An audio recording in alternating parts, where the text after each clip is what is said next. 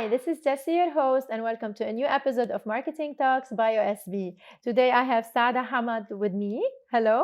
Hi, Thanks for joining us today. thank you for inviting me. You're most welcome. Today we're going to talk about public relations, today what's happening, what's going to happen in 2024. But please let me introduce you first. You're an award-winning senior communications. You are a public relations and strategy consultant and trainer. You're also a university lecturer. And let me say, you're a pioneer of the region's public relations industry and with a reputation for excellence at both strategy and execution. For the past 30 years in public relations, you have helped secure a seat for PR at the boardroom table. I like that. And you have also several regional and international brands through your journeys at Memak Ogilvy, General Motors, Dubai Commerce and Tourism Promotion Board. So who's going to be better than you to tell us about public relations today? I'm really happy that you join us. Thank you very much. You're most welcome. Before we jump to 2024, what are the trends and so forth, I think we should start maybe by talking about what's going on today, given the circumstances in the region. And a lot of people now are boycotting multinational brands. Can you tell us how boycott started in the past and today, what's your say about what's going on? Thank you, Jessie, for having me again. Let's start with what boycott is. Boycott is to withdraw from a commercial or a social relationship with someone or an organization or even a government in protest. You want them to hear your voice. Okay, I'm not okay with what you are doing, so don't want to deal with you. That's boycott, and it's not new. Believe it or not, this started. I don't know if this was the first time, but definitely the first big event where we see boycott was in Britain, in Great Britain. The slave masters, sorry to call them like that, used to use slaves to produce sugar. Okay. And because of their relationships with corrupt politicians, sugar prices were kept at a high level. So they used slaves, they sold sugar at high prices, and they were making money all around. So until this lady, Elizabeth Hayrick, came out and said, well, enough is enough. This was around 1820, something like that. Enough is enough. She started printing pamphlets and flyers inviting people to boycott sugar produced by slaves. So groceries were no more stocking this sugar. People were not buying it. What this meant that sugar prices dropped because there was sugar not produced by slaves that was being now very much in demand. And number two, with time, slavery was abolished. Okay. So there is value in really not waiting for the slow pace of change. Sometimes you have to force this change. And I think this is what's happening. If you weren't born, but Coca-Cola, for example, was on the Arab boycott list between 1967 and 1988. Why? They took a side in the political conflict between Arabs and Israel. They were on the wrong side from an Arab's perspective, and they were boycotted. And Coca-Cola is still somehow paying the price of that position. If you notice, whenever there are calls for boycott, Coca-Cola comes on top of the list. Other examples here in the Middle East, after September 11 and this prejudice against Muslims and Arabs and so forth, again, people felt offended. They needed to defend themselves. And they said, okay, we will stop consuming American brands because they are taking a position and against us. So one smart Tunisian French businessman came up with the idea of Coca-Cola. It's just giving us an alternative, and it was extremely successful. At some markets, you still find it. Actually, you still find it, but in some markets, it's more successful because of sales and marketing drives more than others. Remember in 2005, I think, the Danish brands, Mm. because Of the cartoon. of the cartoons, Yeah. exactly. Drawing. And Danish dairy brands are still suffering Till to go today. back to their levels of sales in the region because of that. So, yes. So are we saying here consumers would, in the boycott, would stop buying? Does it stop here, or maybe they would harm in a different way or in another way? No, it's just they're shouting their point of view. their point of view, and Okay. they want brands to take a stance to adjust its position. Okay. So, and they want to make the brands feel the hurt. What is in their power as consumers? The purchasing power. Is the purchasing Exactly. power. So if I stop buying from you, Yeah. you will have to, over time, feel the pain and it will adjust. impact, of course, because on let me say here, on 7 December 2023, we saw on the news that Starbucks had losses of around $11 billion. So it 100% impacts and it hurts, like you said. But do you think people would do this for a short term, like for now, what's going on? Do you think is this a fad, like a short term thing, or it's gonna take years and it's gonna be a long term movement? Let me go back to those $11 billion. I heard the same thing, but when we are talking about this kind of companies, obviously the impact on their market evaluation and the share price and so forth it's more of a mid to long term kind of impact. So it takes time to see, because we have to wait for the quarter earnings or the end of the year earnings. But what we can do short term is look at what's happening. We're seeing empty cafes or extremely lightly frequented. Starbucks and H&M in Morocco, they closed down. They closed down. There is even a Starbucks in Chicago that closed down, believe it or not. Chicago is an Arab city in the United States. So people stop going there and they say the place, the venue, the store is up for rental or sale. Wow. So this is serious. We're looking at piles of stock, sales promotions right, left, and center for some of the brands that are being targeted, trying to continue to move their product. The national newspaper in the UAE wrote an article a couple of weeks ago, and they spoke to some of the executives from some of these multinational companies, like the soft drinks companies, Coke, Pepsi, and other companies like Carrefour, Starbucks, and so forth. And they said that their distributors were unable to move the stocks. The stocks were piling up. Number two, you're getting offers to buy 3 for the price of one. At the same time, we are seeing alternatives. So there is a fizzy drink in Jordan that's sold mainly in Jordan and Iraq, is very much in demand. Egypt, there was a soft drinks by the name of Spear. This was a company established in the 1920s by a Greek man who was living in Egypt. It's still produced, but really small quantities and so forth.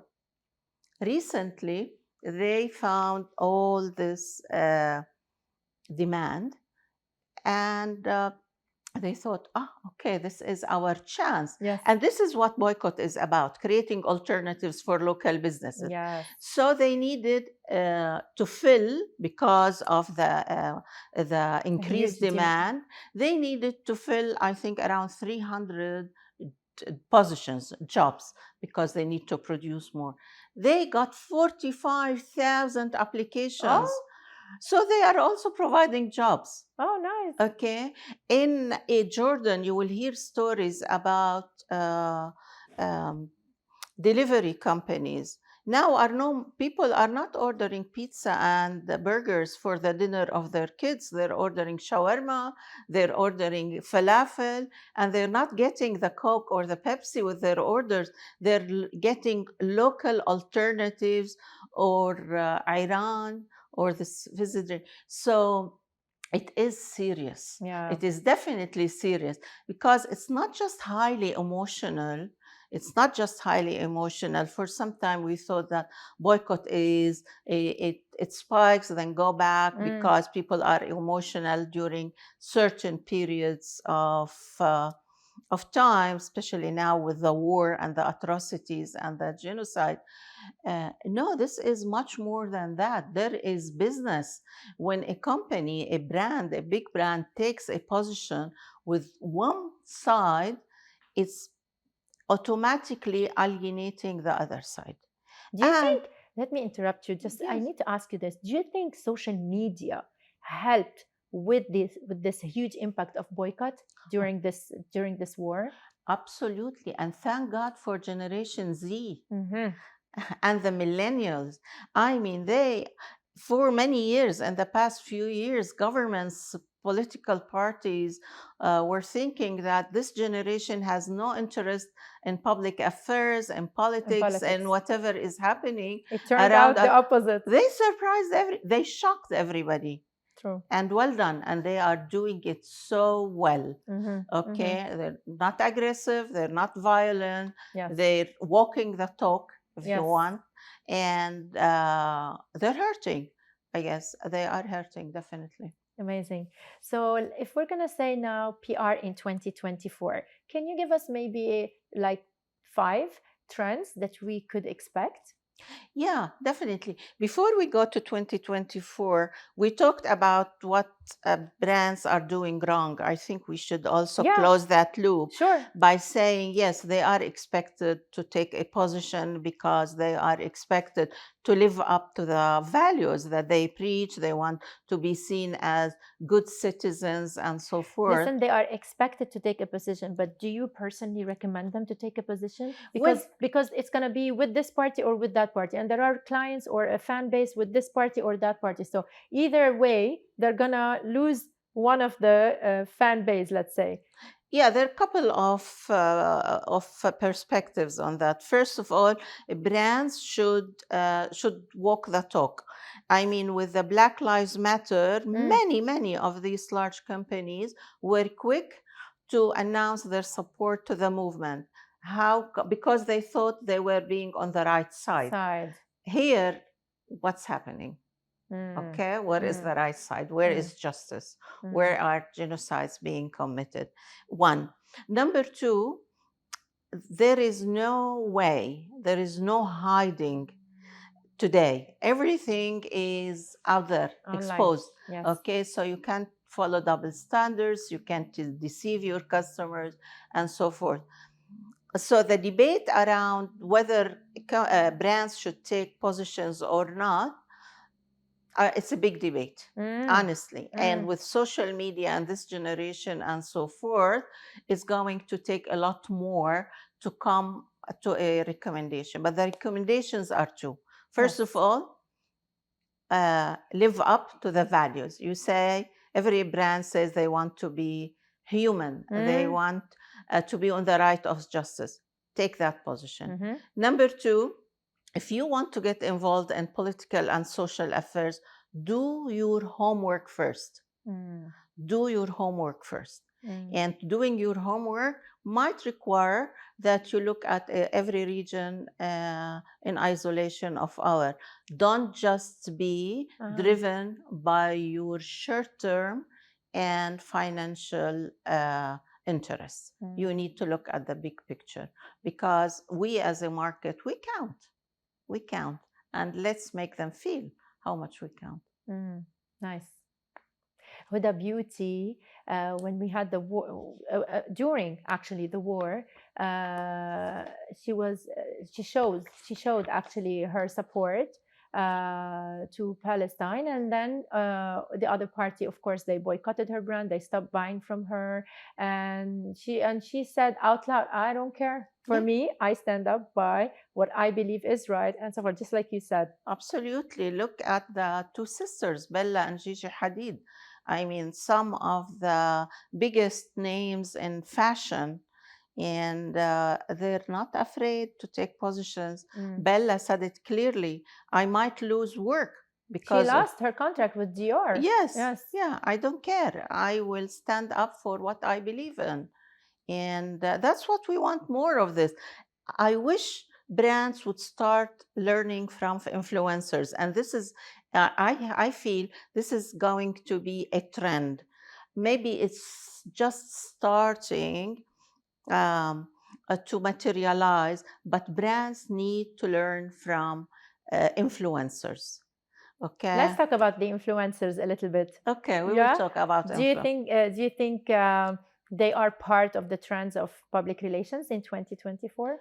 They're here to stay, and I think they've learned to do their job better. That buzz around influencers and just being there for and having followers for the sake of being there is has slightly changed. I think influencers now take positions on political and social issues, and they're doing a good job. That's why I think brands need to learn from them. As long as influencers take positions on topics that matter to their followers, which is exactly what brands need to do. As I said before, they need to do their homework. So influencer marketing is definitely here to stay. We had some attempt with computer generated influencers and Yes. so on. I don't know if this is going to grow. It has done for some luxury brands, but Yes, there's a Spanish AI also model. She has a big account, yeah. and which is crazy for some brands. They're saying it's more cost effective to work with an AI model than to work with a real model who's not Yeah. humble, who's Yeah. asking for Yeah. huge numbers. Also, we have an AI singer and writer. Yeah. Singer, sorry, she sings her own. She writes and she sings her own Yeah. her own songs. Yeah. Also, she's an AI Yeah. singer. So yeah, that's coming. I think it's. I mean, we have to wait and see to see if it's gonna Yeah, boom some or of not. these trends, sometimes they don't last, they don't evolve into something lasting. So we'll have to Wait wait. and see. And remember, technology is changing every day. Just look at the social media platforms, their algorithms and what works, what doesn't work is 100% changing all the time, true. and we really need to be Up to date. up to date. Yes. So brands on social media. Do you think? I mean, as social media as a platform, do you really think brands? It helps brands with their PR. Yeah. Yeah. Look, when social platforms were created, it took a little bit of a while for public relations to learn how to use these. And then we got into a phase where we were using them as just another channel of communication. So you have print, a broadcast, you have events, and social media was just another channel. Actually, what we have seen over the past 2 years, that social media is much more than a channel for public relations. It allows you 24/7 kind of engagement with any kind of audience you have, not just the customers, okay, but the businesses, governments, influencers, and so on. Number two, social media platforms has given public relations a great gift, which is the use of data analytics and science, not only to help in developing strategies and plans, but also in measuring the effectiveness of what we are saying and what we are doing. So, social media is definitely part of public relations. As I said, it's not just a channel, it's definitely growing and will continue to grow. The second aspect of social media and digital in general is crises and issues. I mean, this has been on the rise for years now. Definitely, a lot of it goes back to the idea that anybody is now a journalist, anybody can take a picture, post it, create a buzz around it, and if it's a negative, um, a picture, then you most likely are creating an issue or a crisis for a brand. And there are certain rules You have to manage the situation. You have to deal or limit the negativity that comes from such a thing. In the past, when, for example, there would be an airplane crash, sometimes took us 2 or 3 days to know about it. Now it's live. Mm. You and you engage with the families of the passengers and with governments and organizations and so forth. So whether it's a small reputational issue or a big crisis, these are really on the rise. And more brands have to deal with these. And this is a core part of what public relations do. So this is the case mainly because of social media. What would the PR workforce look like in 2024, and what skills do you think they should really, really have? Look, the fundamental skills of public relations will continue to be valid. Obviously, the to be action oriented, to focus on results, to be able to deal with a lot of data and focus on the results. That will deliver on the objectives. Business acumen, we have to understand how can I support a hospital if I don't understand how hospitals work? Yeah. How can I support a bank if I don't understand how banks work? So this a business acumen is extremely important. So some organization, priority setting, all these fundamental competences, I would say, in public relations will continue to be valid, as well as the principles about truth, value, transparency, and so forth. In terms of skills, there are a number of areas that have been evolving and require public relations people to learn. Because when you talk about skills, you don't just develop skills for the now, you have to look at the future and what is evolving. Technology does not stop evolving, and everybody is promising us more new things. So They should be flexible, stay up to date. absolutely. Yeah. So artificial intelligence. Yeah. And artificial intelligence is not here to replace us, but we need to know how to work with artificial intelligence applications because it can help us a lot with those tedious, repetitive tasks and so forth. Yeah. The second one is bringing that science and data analytics to our work. Third is really to understand digital marketing and how we integrate and how we work together. This is a mindset kind of thing. It's no more public relations is no more about servicing the traditional media in terms of press or product broadcast and so forth. So we need to acquire these skills and mindset that will help us continue to succeed in the future, not just now. Amazing. Amazing. Any final thoughts before we conclude? Well, in terms of being resilient and being flexible, open-minded, because the world around us continue to change. Maybe public relations is one of those disciplines that has evolved the most. Yeah. Since the start, we're talking about the Greeks and the Romans and how oratory was used to motivate and mobilize troops and publics. And that's how it started until now, where you are talking, resolving, managing issues and crises and so forth. It all happened because of this resilience, this tendency or this willingness to evolve, embrace the changing customer needs and trends and likes, and also to keep up with the evolving technologies. So I think public relations is about resilience, and we need more of that in the coming years. Nice, nice. Thank you so much for this amazing talk. I would like to remind our audience that Marketing Talks is available on both YouTube and Spotify. Make sure you turn on the alert so that you don't miss our next episode. Thanks for watching and listening, and see you in the next one.